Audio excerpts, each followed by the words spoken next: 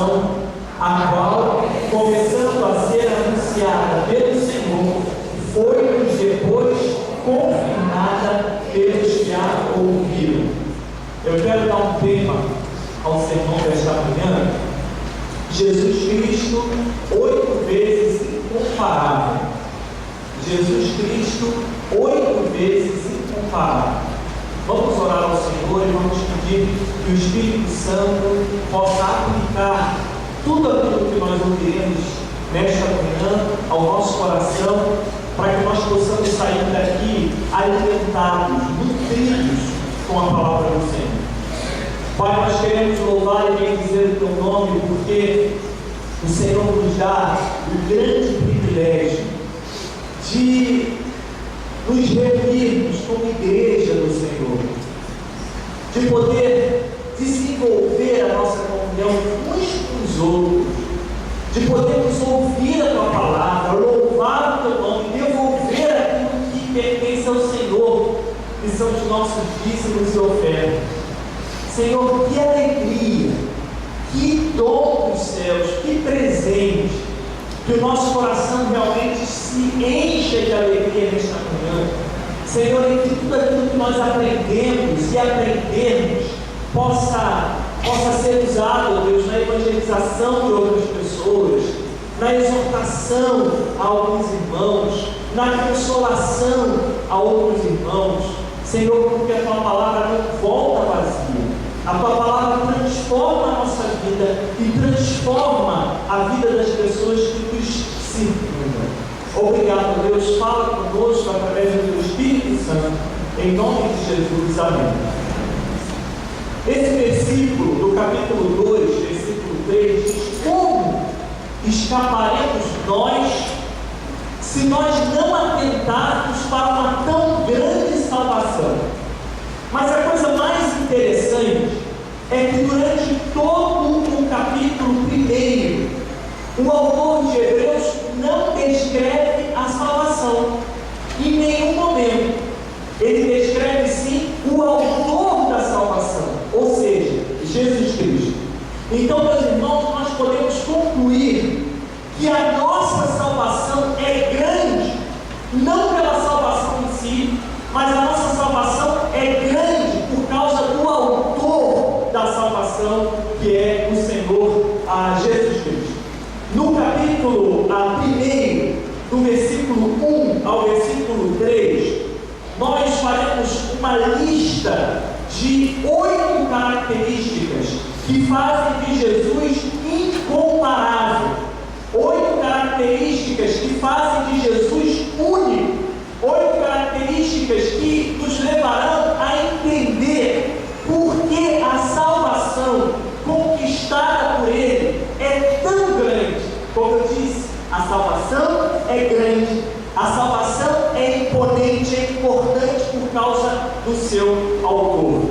E eu quero ler então, capítulo 1, do versículo 1 ao versículo 3, que diz assim: havendo Deus antigamente falado muitas vezes e de muitas maneiras aos pais pelos profetas, a nós falou-nos nestes últimos dias pelo Filho, a quem constituiu herdeiro de tudo e por quem fez também o mundo, o qual, sendo resplendor da sua glória e a expressa imagem da sua pessoa, e sustentando todas as coisas pela palavra do seu poder, havendo feito por si mesmo a purificação dos nossos pecados, assentou-se à destra da majestade nas alturas.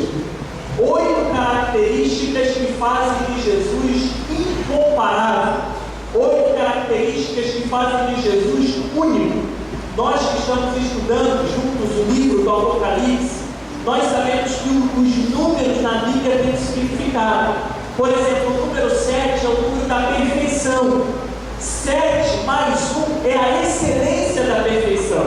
Então, quando nós elencamos 8 características de Cristo, nós estamos dizendo que Jesus é a excelência moral, Jesus é a excelência ética. Então, acompanhe comigo cada uma dessas características. A primeira característica que nós percebemos lemos no versículo 1, havendo Deus antigamente falado muitas vezes e de muitas maneiras aos pais pelos profetas, a nós falou-nos nestes últimos dias pelo Filho.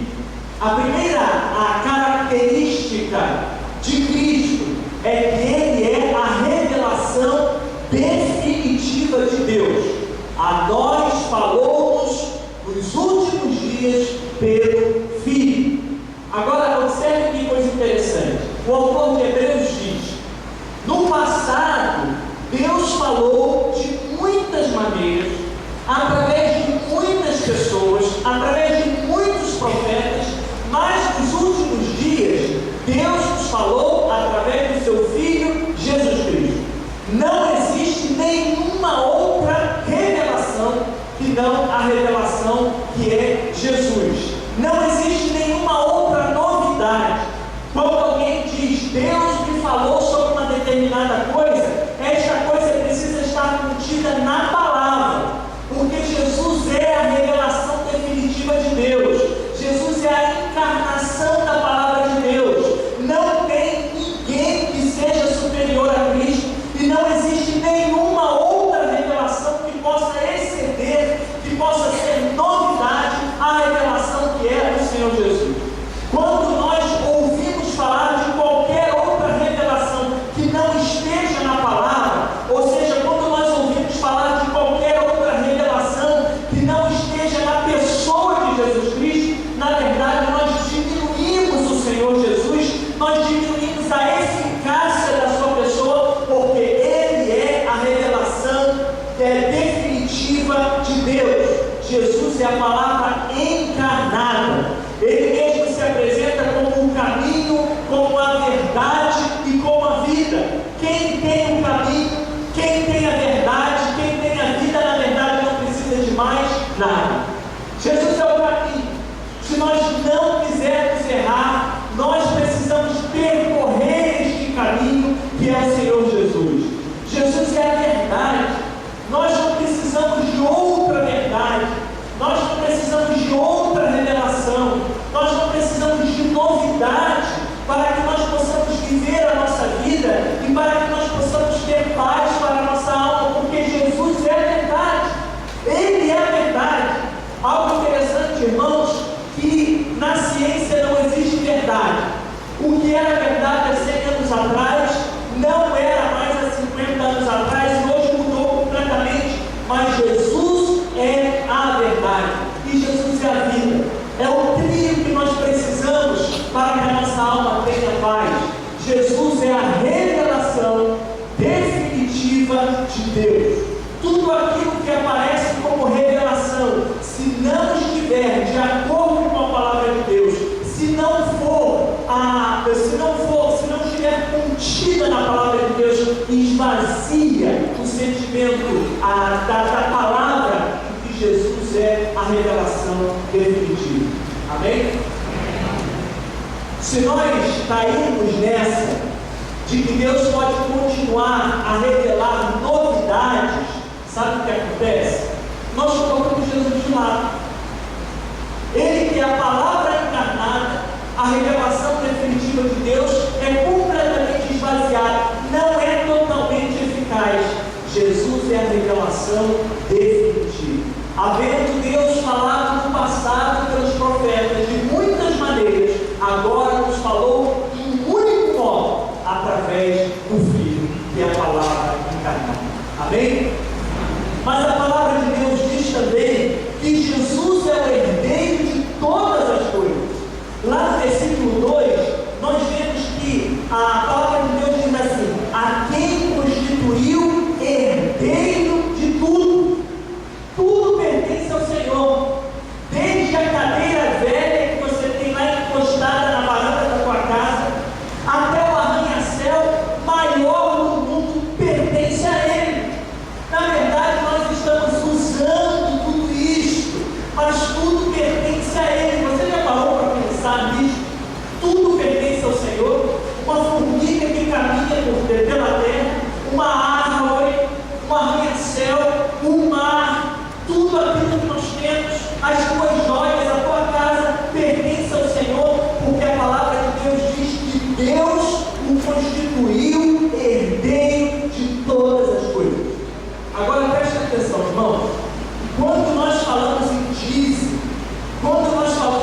oferta.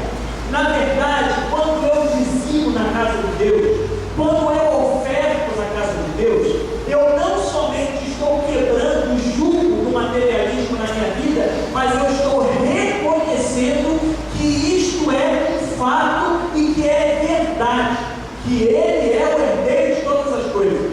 Se eu uso a cadeira velha lá na minha varanda, ou se eu desfruto do meu carro do ano, é porque Deus me permitiu tudo isso. Ele é o herdeiro de todas as coisas. Ele é o herdeiro de todas as coisas. Tudo passa, mas a palavra do Senhor permanece para sempre. Amém? Você tem sido fiel no dízimo, você tem sido fiel na oferta, você tem reconhecido, porque é espiritual, você tem reconhecido que quando você entrega o teu dízimo, quando você entrega a tua oferta, você tem reconhecido que na verdade tudo pertence ao Senhor. Não é somente um discurso de quebrar o materialismo, não é somente um discurso de que a igreja precisa, mas é obediência e reconhecimento daquilo que Deus faz. Amém? Uma terceira característica, lá no versículo 2, diz assim: por quem fez também o... Quem criou o mundo? Jesus criou. No princípio era o Verbo, e o Verbo estava com Deus, e o Verbo era Deus. Todas as coisas foram feitas por intermédio dele, e nada do que foi feito, na verdade, foi feito sem que ele quisesse fazer. Jesus é o Criador do mundo. Ele não somente criou o mundo, criou a cada ser vivo. Jesus criou a mim, criou você. Jesus criou a formiguinha. Jesus criou o elefante. Jesus criou a girafa. Jesus criou as estrelas. Jesus criou o universo inteiro. Ele conhece como funciona cada célula do nosso corpo. Irmãos, é algo fantástico. Quando nós pensamos em Jesus como Criador de todas as coisas, é algo, na verdade, fantástico. Agora, irmãos, parem para pensar. O Criador do universo nasceu em uma manjedoura. Esse é o Deus que nós servimos. O Criador do universo inteiro. O Senhor que criou todas as galáxias, o Senhor que criou todos os planetas, todas as estrelas, o Sol, a Lua, o Senhor que desenvolveu na sua mente eterna cada célula do nosso corpo, cada átomo, o Senhor que desenvolveu na sua mente eterna toda a engenhosidade do funcionamento do nosso corpo. Quando Ele veio até a terra, Ele se abaixou, Ele nasceu em uma manjedoura, um humilde carpinteiro, nascido em uma manjedoura, criou o universo inteiro. Ele é o Criador do mundo. Muitas vezes nós não sabemos como se processam os nossos pensamentos e por que nós temos sentimentos que estão lá em cima e às vezes estão embaixo ou em cima. Nós não conhecemos a complexidade do nosso ser, mas Jesus conhece. Quando nós nos ajoelhamos, quando nós nos prostramos diante dele, é isso que nós queremos dizer, irmão. Senhor, eu sou limitado, eu sou um pecador, eu tenho tantas deficiências, mas o Senhor conhece cada célula do meu corpo, o Senhor conhece cada átomo, o Senhor conhece como se processam os pensamentos na minha mente, como nascem os sentimentos do meu coração. Senhor, o Senhor conhece, é por isso que eu me prostro diante de Ti, e é por isso que eu coloco tudo aos Teus pés, porque Tu és o Criador do mundo, o Criador de todas as coisas. Mas a palavra diz também, no versículo 3, que o qual, sendo o resplendor da sua glória, Jesus, Ele é o resplendor da glória de Deus. Eu não sei se os irmãos já observaram isso. Eu gosto muito de observar a natureza que Deus criou. Num dia de tempo fechado, que aquelas nuvens cinzas carregadas cobrem o sol, fica tudo escuro, De repente, por alguns espaços abertos naquelas nuvens, atravessam os raios do sol. Vocês já pararam para pensar nisso? A Bíblia diz que Deus habita em uma luz inacessível. Nós não conseguimos olhar para o sol. Naquele dia bem ensolarado, nós olhamos para o sol, nós não conseguimos fixar o sol, nunca conseguimos. Porque é uma luz muito forte. E quando nós olhamos esses raios que atravessam essas nuvens carregadas, nós vemos que a luz é tão forte que ela consegue penetrar nas nuvens. Agora, irmãos, a Bíblia diz que Jesus Ele é o resplendor da glória de Deus.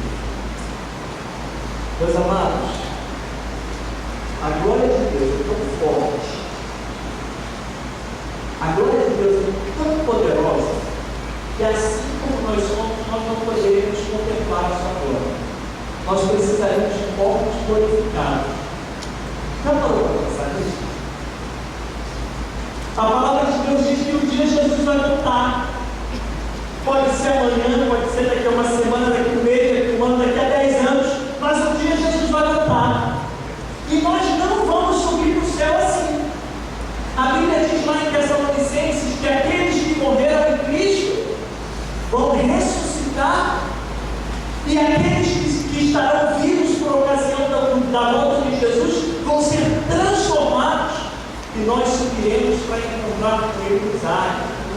Lá em 1 Coríntios capítulo 15 diz que aqueles que ressuscitarão com um corpo incorruptível, com um corpo glorioso, com um corpo glorificado, e aqueles que estiverem vivos serão transformados em patrimônios.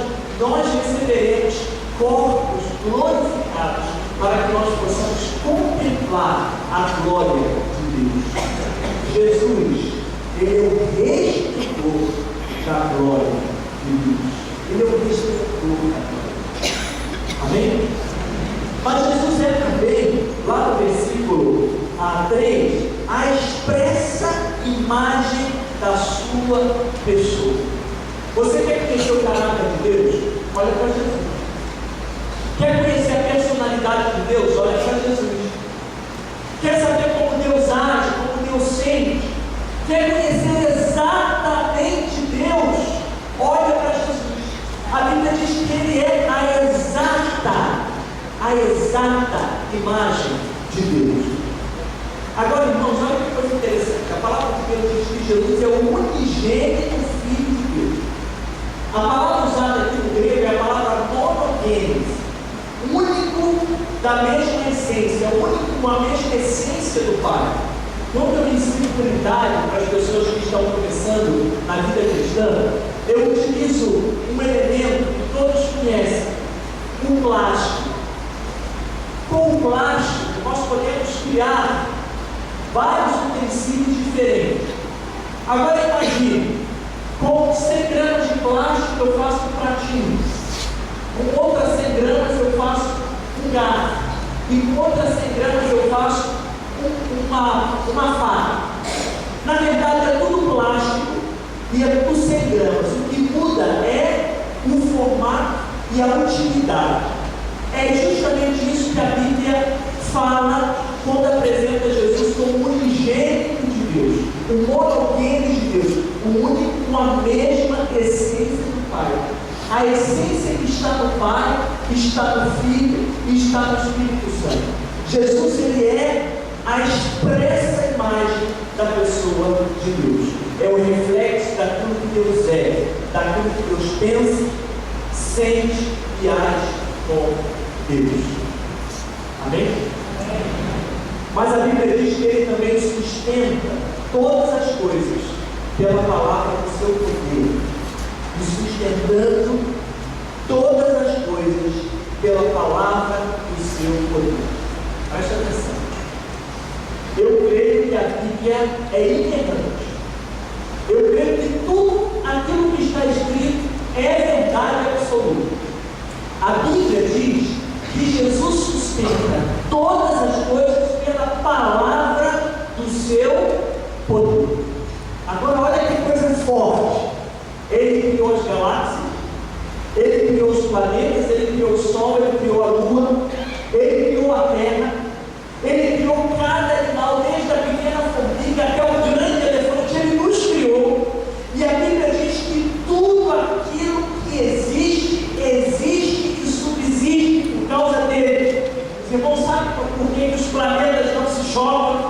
Pela palavra de Jesus. Sabe por que os meteoros não caem sobre a terra todos os dias? Pela palavra de Jesus. Que coisa interessante. Eu estava lendo sobre isso, irmãos. Todos os dias, meteoros gigantescos se aproximam da face da terra. Quando se aproximam, quando estão bem próximos, explodem, ou a rota é desviada, e os cientistas não sabem explicar isso, mas nós sabemos, porque Jesus sustenta todas as coisas com a palavra do seu poder. Amém? É por isso que não tem uma catástrofe universal de proporção galáctica, porque Jesus ele sustenta todas as coisas pela palavra do seu poder. Os planetas não se chocam, a terra não cai. Só vai acontecer lá no Apocalipse, né? Na volta de Cristo, durante 7 anos de reinado do Anticristo, que meteoros vão cair, porque Jesus vai executar o juízo de Deus, ele vai dizer cai. Agora, uma coisa interessante, Jesus controla até as batidas do nosso coração. Já parou para pensar nisso? Gente, é muito grande. É fantástico. O nosso coração está batendo. Mas é Ele que controla. É Ele que tem o controle. Olha como Jesus é relevante. E as pessoas tentam colocar Jesus em segundo plano. Mas Jesus é relevante. É por isso que em 2000 anos ele conseguiu destruir aquilo que Jesus fez. Ele lançou uma pequena semente com muita paciência na mente e no coração de pobres galileus. E essa semente germinou, explodiu, floresceu inteiro. Porque Jesus, ele é extremamente relevante. Por isso que quem tem Jesus não tem, quem tem filho tem a vida, quem não tem filho não tem. Amém, irmãos? Jesus é relevante em todas as coisas. Todas as coisas. E é por isso que quando nós temos plena consciência de que a nossa vida está nas mãos dele, quando nós perdemos o freio, ou quando nós ficamos doentes, ou quando sofremos algum tipo de decepção, nós precisamos repousar a nossa mente e nosso coração. Nós precisamos ir para os pés daquele que estudou, que nos conhece. E nós precisamos entender que Ele sustenta todas as coisas pela palavra do seu poder. Eu digo, eu repito. Nós, às vezes, temos a tendência de pensar assim: o que acontece de ruim foi o diabo, e o que acontece de bom foi Deus. Mas nem sempre é assim. Porque a nossa escala de valor é diferente da escala de valor de Deus. Às vezes, o que acontece de trágico na nossa vida, que a gente perde a orientação, não foi o diabo, foi Deus.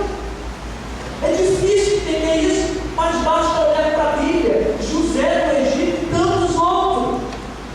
E às vezes aquilo que acontece extremamente prazeroso, não foi Deus, foi o diabo. Deus conhece como funciona o nosso cérebro. Deus conhece como funciona o nosso coração. E Ele usa todas as coisas para que nós possamos crescer e amadurecer na sua presença. Amém? Sétimo lugar, a Bíblia diz que, havendo feito por si mesmo a purificação dos nossos pecados, em sétimo lugar, Jesus fez a purificação dos nossos pecados. Preste atenção. O sacrifício de Jesus foi único e definitivo. No Velho Testamento, quando as pessoas queriam que os próprios pecados fossem perdoados, pelo menos uma vez por ano, elas pegavam um animal, levavam até o sacerdote, colocavam a mão direita sobre a cabeça do animal, confessavam os próprios pecados, o animal era imolado e a pessoa tinha um perdão para aqueles pecados. Só que a pessoa deveria repetir isso pelo menos uma vez por ano. Quando João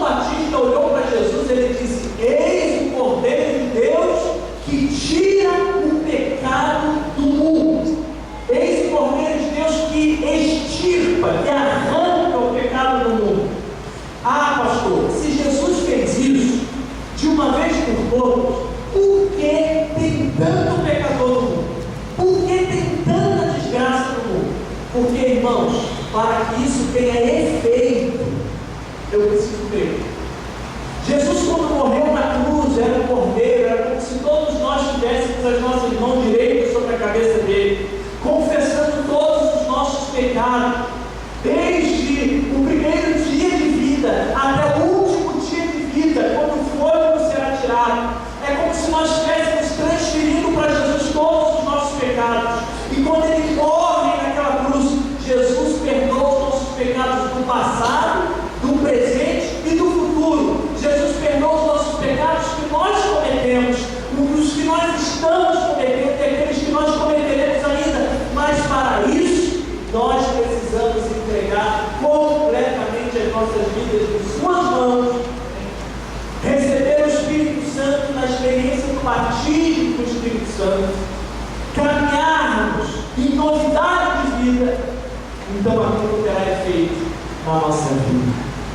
Se você fez isso, irmãos, e meu irmão, não permita que o diabo oprima a sua vida. Não permita. Ele faz isso.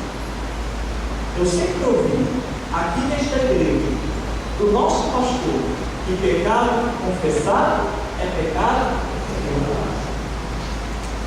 Você pode pecar, mas você pede perdão a Deus te perdoa. Se o teu pecado é crônico, é contínuo, aí é um problema grave de iniquidade. Aí você tem realmente que rever se você nasceu realmente de novo. Mas pecado confessado é pecado perdoado. Se você está aqui nesta manhã vivendo uma angústia porque Satanás tem massacrado a tua mente, eu quero dizer uma coisa para você, em nome de Jesus: Deus já te perdoou. Se Deus te perdoou, você também tem que se perdoar, porque você não é maior do que Deus. Pecado confessado é pecado. Não permita que Satanás oprima a sua mente, porque Jesus fez a purificação dos nossos pecados. Na verdade, todos nós nos prostramos e falamos: Senhor, me perdoa, eu pequei. Sabe o que nós estamos dizendo? Poxa, Senhor, vacilei mais uma vez. O teu propósito para mim não é esse, mas me ajuda, Senhor, me dê mais força, porque eu preciso levantar novamente. E Ele faz isso. Ele perdoou. Porque Ele já perdoou. Ele já perdoou. Conta-se que Satanás apareceu para Lutero em uma determinada ocasião, no período da Reforma Protestante. Apareceu para ele, ele conta isso, não sei se foi em pessoa ou em sonho, e começou a colocar para Lutero: Lutero, quem você pensa que você é? Você engana todo mundo com essa tua roupa de monge, mas você fez isso, você fez isso, você fez isso, você fez aquilo, você é indigno, Lutero.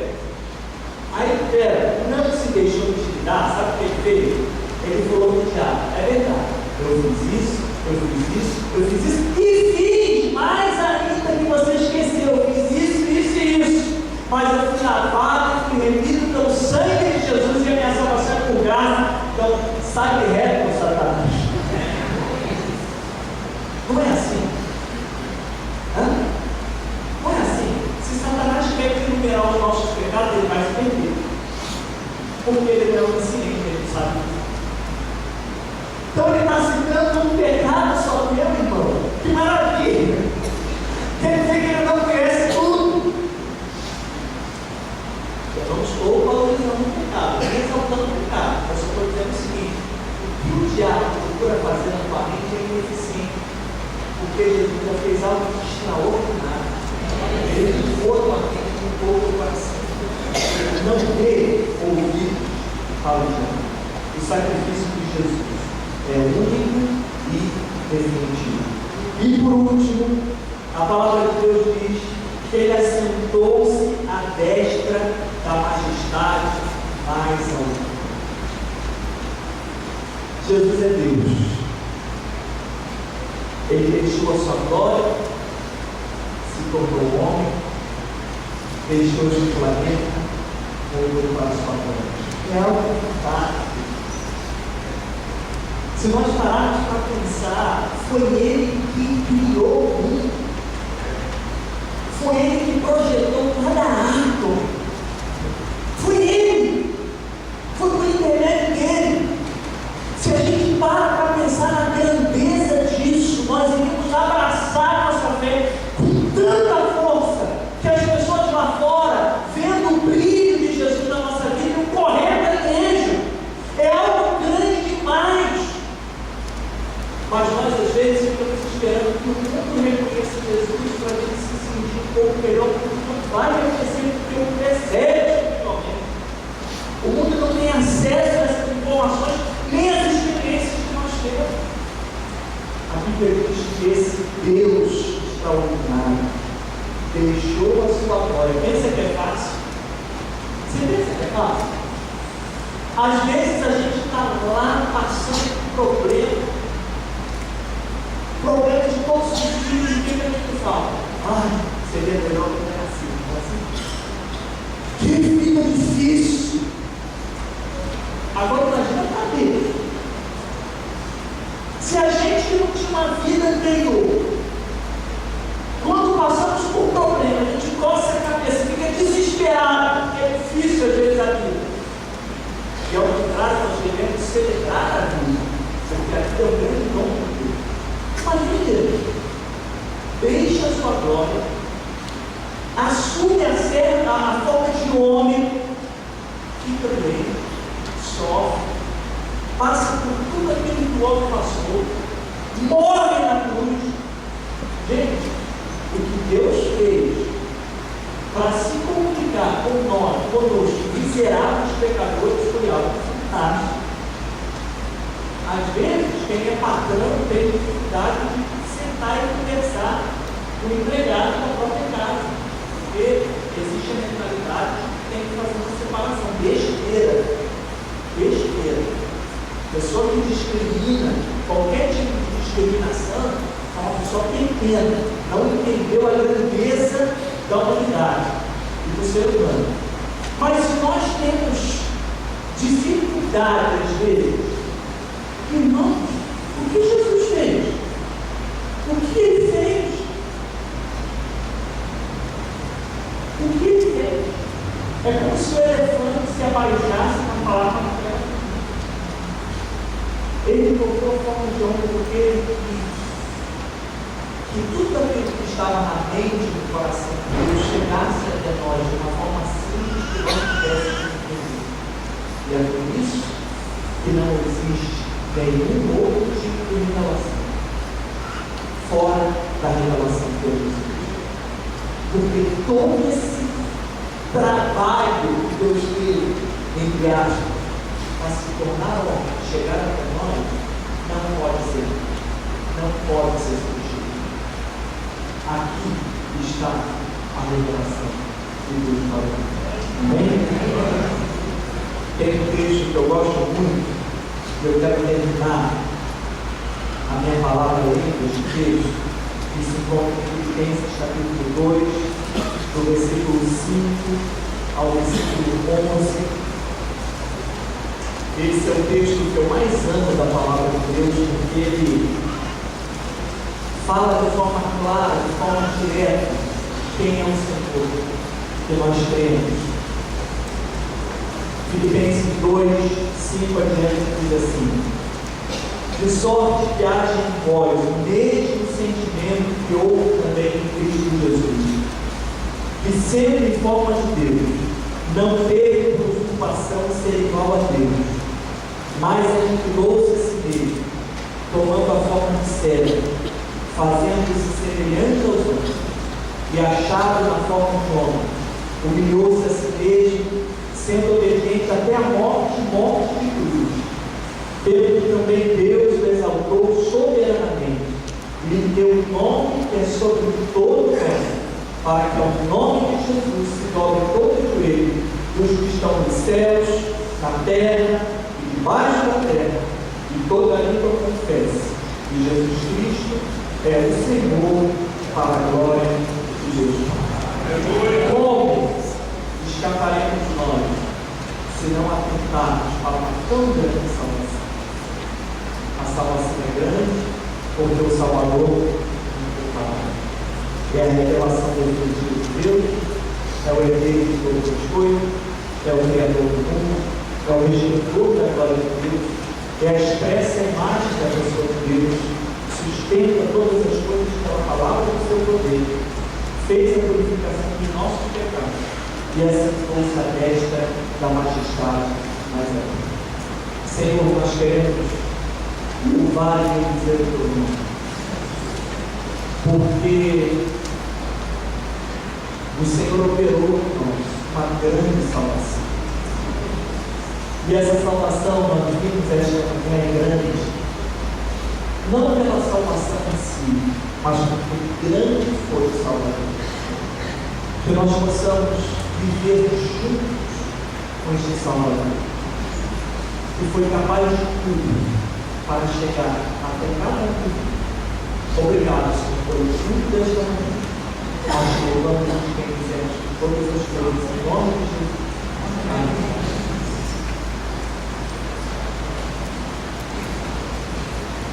Só uma coisinha, acho que no final, se for possível passar o vídeo, eu tiver a pessoa que vai falar na mesa, tá? No final do culto, o pastor vai pedir, nós vamos fazer um vídeo, que é o vídeo do nosso ministério na Itália, que conta os 15 anos quase do ministério na Itália, e tudo aquilo que foi realizado. Para quem não esteve no mesmo jeito que nós falamos. Eu gostaria de pedir aos irmãos que pegaram a ficha do plano para orar por nós, para colaborar com o nosso ministério, que nos entregue depois do culto. E se tiver mais alguém interessado em ser parceiro nossos, nós estaremos ali logo após o culto. Muito obrigado, em nome de Jesus.